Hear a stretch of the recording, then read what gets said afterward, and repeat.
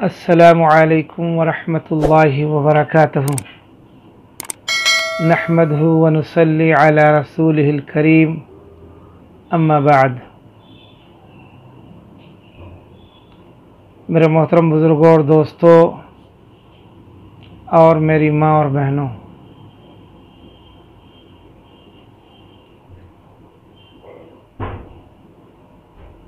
جو دین ہم تک پہنچا ہے، اس دین کے پیچھے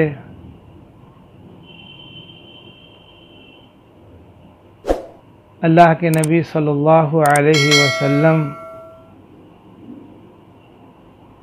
اور آپ کے صحابہ کی بڑی قربانیاں ہیں۔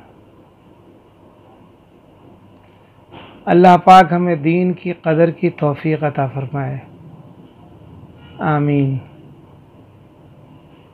زندگی کا ایک ایک سانس جو جا رہا ہے یہ واپس نہیں آئے گا، اس بات کو ہم کو سمجھنا چاہیے اور ہمیں ایک ایک لمحے کی قدر کرنی چاہیے۔ ہر شخص کو، خواہ مرد ہو یا عورت، اس کے بارے میں حساب ہوگا اللہ پاک کے یہاں۔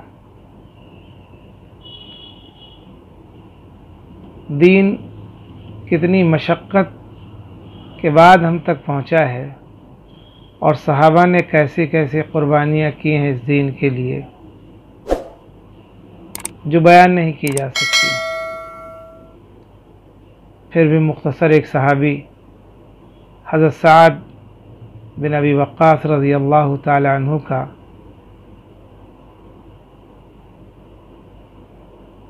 واقعہ پڑھتا ہوں، آپ کے سامنے مختصر سا بیان کروں گا، غور سے سنیے اور دیکھیے کہ کس طریقے سے، کتنے قربانیوں سے دین ہم تک پہنچا ہے۔ اور آج ہم نے دین کی قدر نہ کی تو دین ہماری زندگیوں سے، ہمارے گھروں سے، ہمارے بچوں سے، ہمارے معاشرے سے کیسا نکل گیا، اللہ معاف فرمائے۔ تو حضرت سعد بن ابی وقاص رضی اللہ تعالیٰ عنہ ان لوگوں میں سے ہیں جن کو حضور پاک صلی اللہ علیہ وسلم نے دنیا ہی میں جنت کی خوشخبری دے دی تھی۔ اللہ کے نبی صلی اللہ علیہ وسلم نے دنیا میں ہی حضرت سعد رضی اللہ تعالیٰ عنہ کو خوشخبری دے دی تھی جنت کی۔ کیا مقام ہوگا صحابہ کا، اللہ اکبر۔ آپ کا نام سعد بن مالک قریشی ہے۔ آپ رضی اللہ تعالیٰ عنہ نے 17 سال کی عمر میں اسلام قبول کیا، نوجوان تھے، 17 سال کی عمر میں اسلام کو قبول کیا۔ اور معلوم ہے جب کوئی اسلام قبول کرتا تھا تو کتنی تکلیفیں برداشت کرتا تھا۔ اللہ اللہ، آپ اسلام لانے والوں میں سے 7ویں شخص ہیں،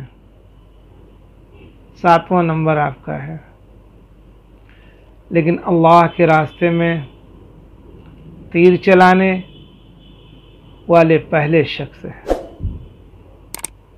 یہ شرف ان کو حاصل ہوا کہ سب سے پہلے اللہ کے راستے میں انہوں نے تیر چلایا، اور آپ مستجاب الدعوات بھی تھے۔ اللہ سے جو دعا مانگتے تھے اللہ آپ کی دعاؤں کو قبول کر لیا کرتا تھا۔ غزوہ بدر اور احد میں اور تمام غزوات میں رسول اللہ صلی اللہ علیہ وسلم کے ساتھ شریک رہے، کتنا بڑا شرف حاصل ہوا، اللہ اکبر۔ اور اللہ کے راستے میں بڑی تکلیفیں اٹھائیں، اللہ کے راستے میں بڑی تکلیفیں اٹھائیں، بڑی پریشانیاں اٹھائیں۔ حضرت سعد رضی اللہ تعالیٰ عنہ خود بیان فرماتے ہیں کہ ہم ایسی بے سر و سامانی کی حالت میں رسول اللہ صلی اللہ علیہ وسلم کا ساتھ دیتے تھے کہ ہمارے پاس کھانے کے لیے ببول کے درخت کے پھل اور اس کے پتوں کے علاوہ کچھ بھی نہ تھا۔ میرے محترم بزرگوں اور دوستوں، غور کرے کہ آج ہمارے دسترخوان پر کھانے کے لیے کیا کیا ہے، اور صحابہ کے پاس کیا تھا جو غیروں سے اللہ کے دین کے لیے جنگوں کو لڑ رہے تھے، جن کے سامنے شہادت لہلہا رہی تھی، جانتے تھے کہ ابھی ہم شہید ہو جائیں گے، لیکن کیا ایمان اللہ نے عطا فرمایا تھا ان کی قربانیوں پر۔ اللہ کا دین زندہ ہو جائے، کیسے دنیا کے سارے انسان ہدایت پا جائیں، اس کی فکر میں لگے رہتے تھے۔ سوچئے، ببول کا پھل، کانٹے دار درخت جو ببول کا ہوتا ہے پیڑ، اس کے پھل کھا کر کس طریقے سے صحابہ نے وقت گزارا ہے اور اللہ کے دین کو چمکا دیا ہے۔ میں اپنے تمام مسلمان بھائی بہنوں سے درخواست کرتا ہوں کہ اس دین کی قدر کر لیں، اللہ کے دین کو مٹنے مت دیں۔ یہ دین بہت قیمتی ہے، بہت قیمتی ہے۔ اللہ کے نبی صلی اللہ علیہ وسلم نے فرمایا کہ سارے نبیوں کی تکلیف کو اکٹھا کر دیا جائے، اس سے زیادہ مجھے دین کے لیے ستایا گیا، اس سے زیادہ آپ کو تکلیفیں دی گئیں، اور آج ہم اس دین کی قدر نہیں کرتے۔ اللہ معاف فرمائے۔ اللہ تعالی ہم سب کو اپنے دین کی قدر کی توفیق عطا فرمائے۔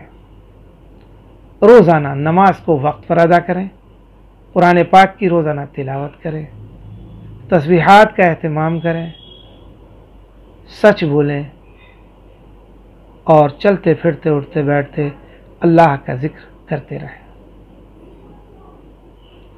اور اس بات کی فکر رہے کیسے یہ اللہ پاک کا دین جو ہم تک پہنچا ہے، یہ ہماری زندگی میں، ہمارے بیوی بچوں کی زندگی میں، ہمارے رشتہ داروں کی زندگی میں، اور دنیا کے تمام انسانوں کی زندگی میں کیسے زندہ ہو جائے، اور یہ سارے کے سارے انسان جو نبی پاسم کے پیارے امتی ہیں کیسے کامیاب ہو کر جنت میں چلے جائیں، اس کی فکر ہم کو ہونی چاہیے۔